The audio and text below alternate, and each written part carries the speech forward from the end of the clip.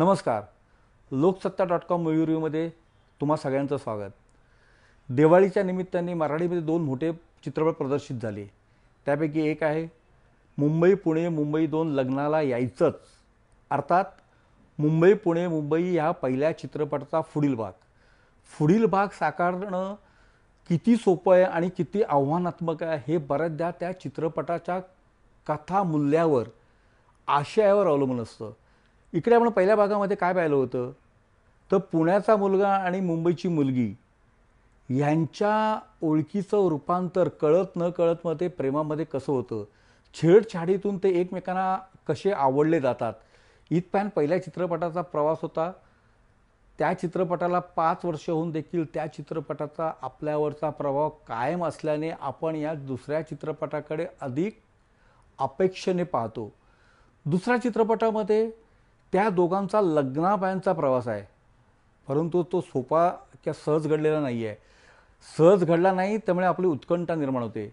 चित्रपटाच्या सुरुवातीलाच पुण्याचा नायक म्हणतो की सॉरी, हे लग्न होणार नाही.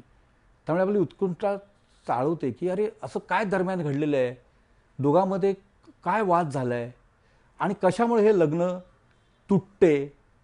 हा या चित्रपटाचा एकूण प्रवास आहे. तो चटपटीत आहे, मनोरंजन आहे. त्याचबरोबरीने सगळ्यात महत्त्वाचं म्हणजे त्याच्यामध्ये भावनात्मकता आहे, इमोशन्स आहे. ह्या चित्रपटाची सगळ्यात मोठी जी ताकद आहे ती त्यातले भावपूर्ण प्रसंग ही आहे. त्या भावपूर्ण प्रसंगामुळे मार्मिक, मिश्कील, चटपटीत प्रसंगांना एक चांगला आधार मिळालेला आहे. चित्रपट खुलतो, परंतु चित्रपट जेवढा खुलला आहे तसाच सॉरी दुर्दैवाने हा चित्रपट लांबलाय देखील.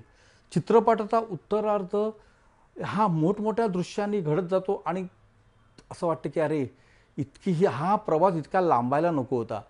सतीश राजवाडेंनी ह्या चित्रपटाच्या पटकथेवर थोडं अधिक लक्ष दिलं असतं तर हा चित्रपट अतिशय बंदिस्त झाला असता आणि प्रभावी झाला असता.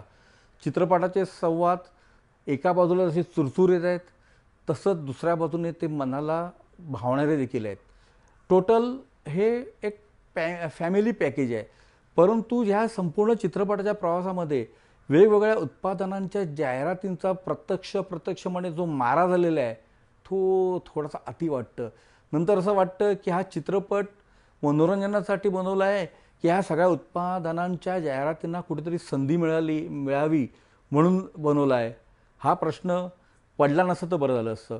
मुक्ता बर्वे नेहमीच अभिनयामध्ये सरस असते. ह्या चित्रपटात सुद्धा आहे. स्वप्नील जोशी सारखाच वावरतो म्हणून तो आपल्यापर्यंत पोचतो.